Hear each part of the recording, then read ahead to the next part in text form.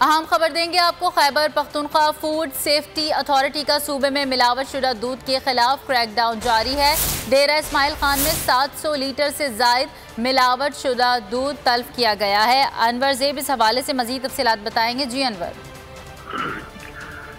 جی بالکل، Khyber Pakhtunkhwa food safety authority نے صوبے کے مختلف علاقوں میں کارروائیاں کی ہے اور اس میں سب سے زیادہ جو دودھ ہے جس میں ملاوٹ تھی وہ ڈیری خان میں تقریباً 700 لیٹر سے زائد جو ناقص دودھ تھی اس کو تلف کیا گیا ہے، اور وہاں پر جتنے بھی ڈیری شاپس تھے وہ تمام سیل کیے گئے ہیں۔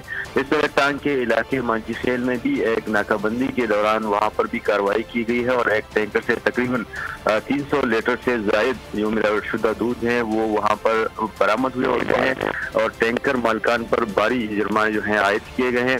اس طرح ایک اور کارروائی جو ہے وہ ہری پور میں کی گئی ہے اور مختلف ڈیری شاپس کا معائنہ کیا گیا ہے، کیونکہ فوڈ اتھارٹی کے پاس اس وقت جو ہے وہ کیٹس ہوتے ہیں اور اس کے ذریعے وہ معائنہ کرتے ہیں اسی وقت پہ، تو وہاں پر بھی پانی کی ملاوٹ پر تقریباً 230 لیٹر دودھ جو ہے وہ تلف کیے گئے ہیں۔